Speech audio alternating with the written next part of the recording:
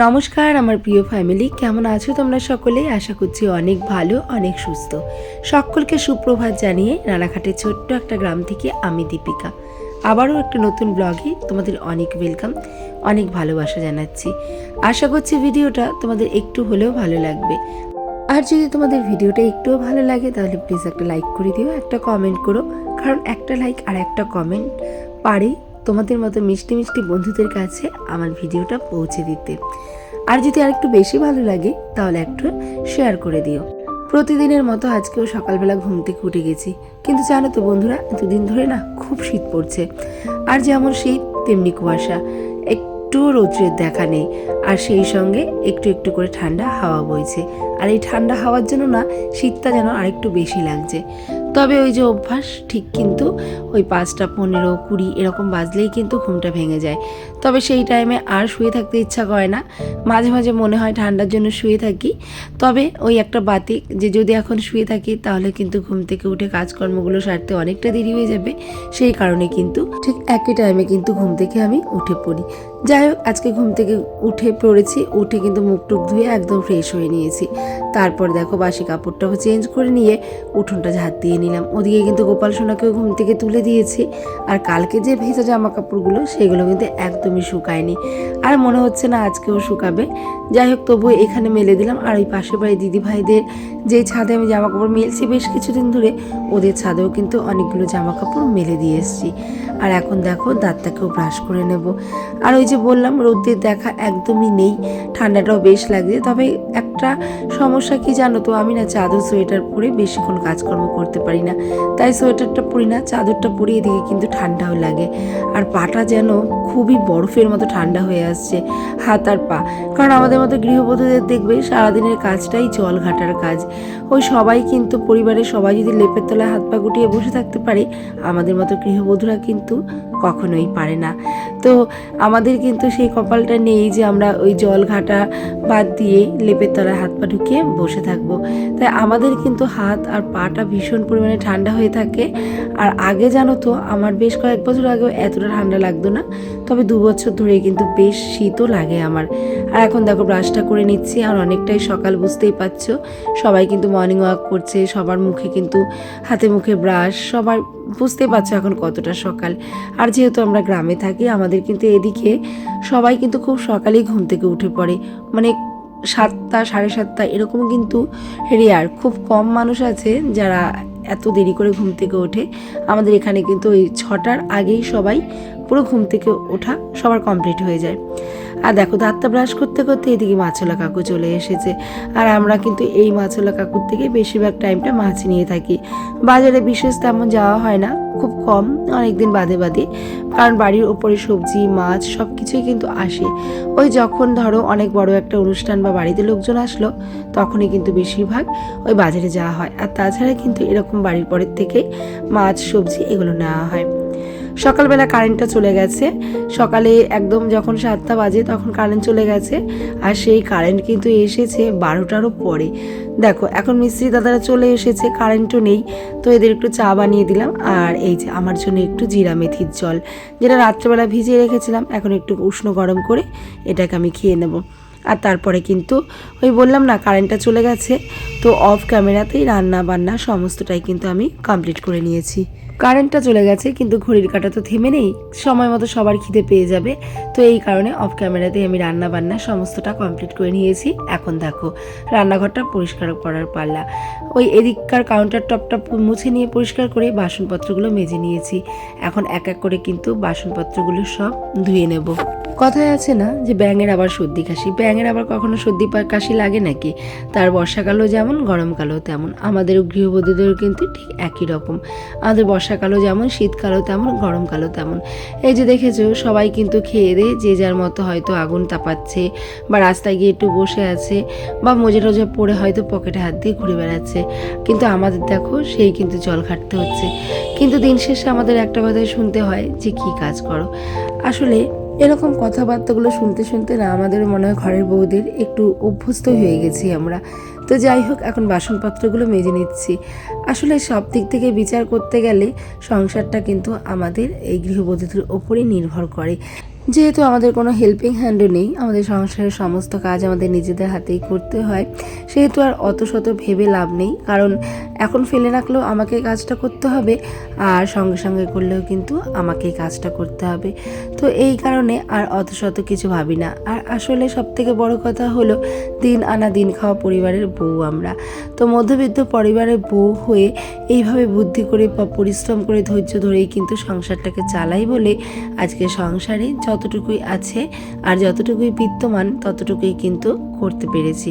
তবে এর থেকে বেশি বিলাসিতা করতে গেলে হয়তো এতটুকুও করতে পারতাম না। তাই আমাদের মতো দিন আনা দিন খাওয়া দরিদ্র পরিবারের বউদের কিন্তু এরকম একটু বুদ্ধি করে ধৈর্য করে ধরে পরিশ্রম করেই সংসারটাকে চালাতে হয়। আর সব থেকে বড় কথা হলো, সংসারের সুখ শান্তির মূল চাবিকাঠিই কিন্তু হলো ধৈর্য আর পরিশ্রম। এটুকু না থাকলে কিন্তু কখনোই সুন্দরভাবে সংসারটাকে করা যায় না। হ্যাঁ, যদি একটা সংসারে লক্ষ লক্ষ টাকা ইনকাম হয় তাহলে তার ব্যাপারটা আলাদা। তাহলে টাকা দিয়ে কিন্তু পৃথিবীতে এরকম অনেক কিছুই আছে যেটা নাকি কিনতে পারা যায়।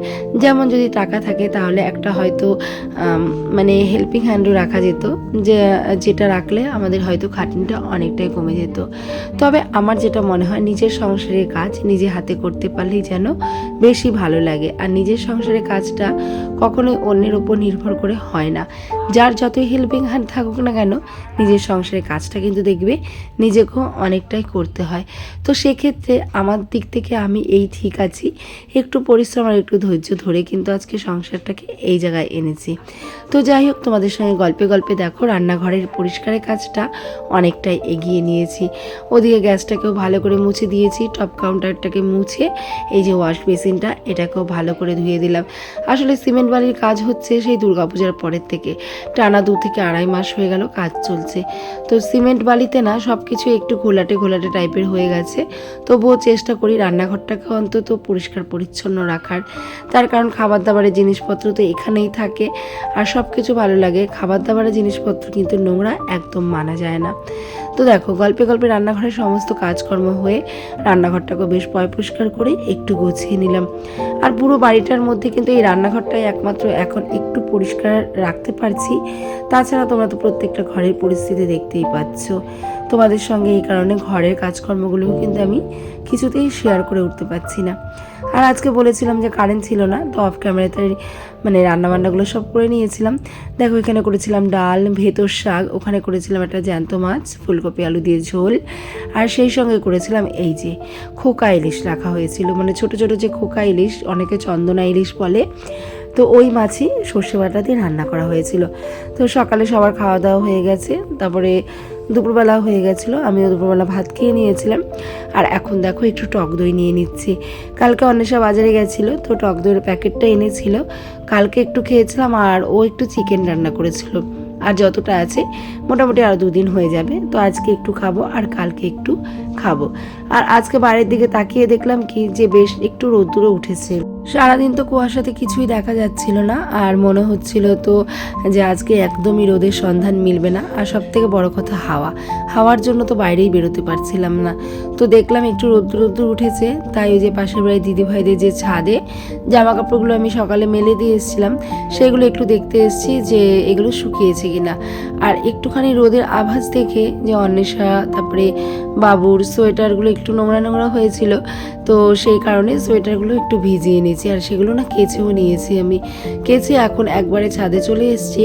ছাদে এসেই যে সকালবেলা জামা কাপড়গুলো যেগুলো মেলে থুয়ে গেছিলাম, সেগুলো যেগুলো শুকিয়েছে সেগুলো তুলে দিলাম। আর যেগুলো একটু কম শুকিয়েছে মানে একটু ভেজা আছে, সেগুলোকে একটু উল্টে পাল্টে নাড়িয়ে চাড়িয়ে দিলাম, যাতে রোদ্দুরের তাপটা একটু খেয়ে একটু হয়তো শুকাতে পারে।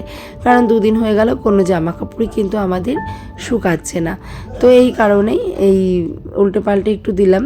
আর সোয়েটারগুলো জানি আজকে শুকাবে না, তবে ওই জলটা ঝরে থাকবে, কালকে হয়তো সকাল সকাল মেলে দিলে শুকিয়েও যেতে পারে। তো এই কথা মাথায় রেখে কিন্তু এই সোয়েটারগুলো কেচে দিয়েছি। আর শীতের দিনটা না আমার একদমই একটুও ভালো লাগে না। এমনিতেই ছোটোবেলা কাজ করে একটুও সময় পাওয়া যায় না, আর সেদিক থেকে শীত শীত ঠান্ডা ঠান্ডা করতে করতেই কিন্তু দিনটা কেটে যায়।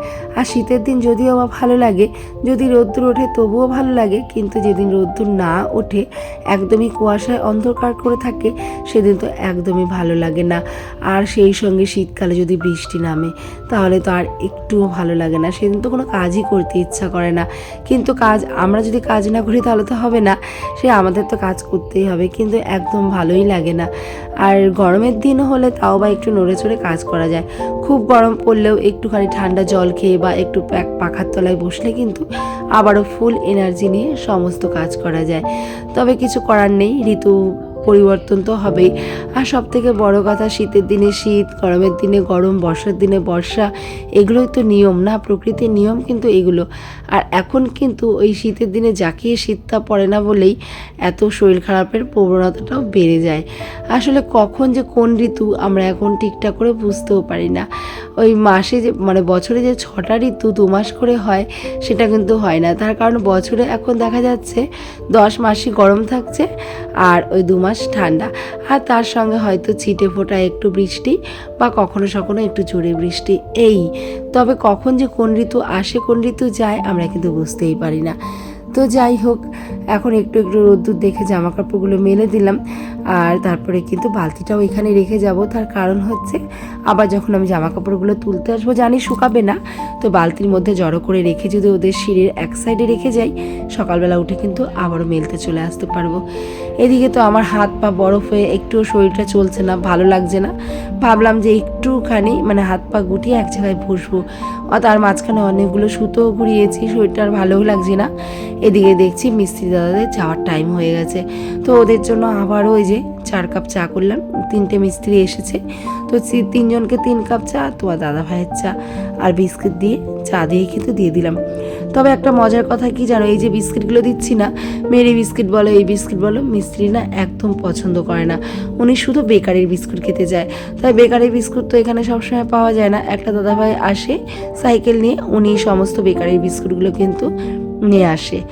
আর যাই হোক, তারপরে একটুখানি বিশ্রাম নিয়ে ওদের চাটা দিলাম, দিয়ে এখন একটুখানি প্রাণায়াম করে নিচ্ছি। তার কারণ এখন হাতে একটু সময় আছে, রাত্রেবেলা বিশেষ তেমন রান্না নেই, কারণ শাশুড়ি মায়ের শরীরটা ভালো না, উনি খাননি, অল্প কিছু ভাত আছে।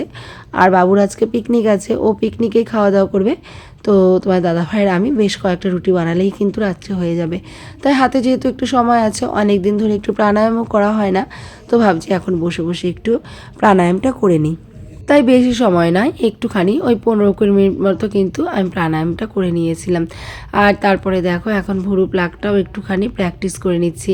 তো যেহেতু তোমার দাদাভাইকে আজকে পেয়েছি, হাজব্যান্ড বড়মশাইকে আজকে সামনে পেয়েছি, তো ভাবছি যে ওর ওপরে ট্রাই করব। তো প্রথমেই কিছু বলার সাহস পাচ্ছিলাম না, যেহেতু ভুরুটা তুলতে গেলে আর ছেলে মানুষের হাতের লোম বেশি লাগে।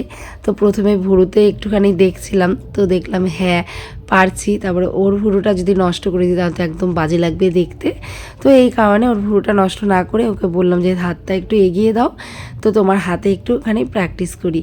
তো তোমার দাদাভাই কিন্তু আমাকে হাতটা এগিয়েও দিয়েছিল, আর আমি কিন্তু প্র্যাকটিস করেছিলাম। সংসারে কাজকর্ম করে এই যে কাজটা শিখছি, আশা তো আছে যে কাজটা একটুখানি করতে পারবো, একটু হাজব্যান্ডকে হেল্পও করতে পারবো। আর যদি একটু হেল্প করতে পারি, নিজের মনের থেকেও একটু সান্ত্বনা পারবো। ওই যে বললাম যে দরিদ্র পরিবারের বউ আমি, তো কঠোর পরিশ্রম করেই কিন্তু সংসারটাকে ভালো করার চেষ্টা করি। ধৈর্য না ধরলে কোনো কিছুই পাওয়া যায় না, তো ধৈর্য ধরে কাজটা শিখছি, দেখা যাক কী হয়। আর তারপরে তো আছেই আমার ইউটিউব, তোমরা যদি একটু ভালোবাসা দাও, একটু সাপোর্ট করো, অবশ্যই হয়তো এখানেও একটুখানি নিজের জায়গাটা করে নিতে পারবো, বা এখান থেকেও কিছু আর্ন করে নিজের সংসারকে একটুখানি হেল্প করতে পারবো। তবে দেখা যাক কি হয়, কারণ একদমই রিচটা ডাউন হয়ে গেছে, আর ভিউজ তো একদমই নেই। দেখা যাক বেশ কয়েকদিন ভিডিও দিতে দিতে কি হয়। তারপরে দেখো রাতে রুটি বানিয়েছিলাম, সবাই মিলে খাওয়া দাওয়া করে নিয়েছিলাম। আর তারপরে কিন্তু কিচেনটাকে, যেটা আমাদের প্রত্যেকের সংসারের প্রয়োজন, রাত্রিবেলা ঘুমানোর আগে কিন্তু আর যাই করো না কেন রান্নাঘরটা ভালো করে পরিষ্কার করে রাখা কিন্তু প্রত্যেকের উচিত। আর এখানে দেখো একটু জিরা, মৌরি আর মেথি ভিজিয়ে রাখছি, এটা ওভারনাইট স্যুপ করে সকালবেলা কিন্তু খেয়ে নেব। তো এখন ভিজিয়ে রেখে দিলাম। চলো এখন আমাদের টাটা, শুভরাত্রি, সবাই ভালো থেকো, সুস্থ থেকো।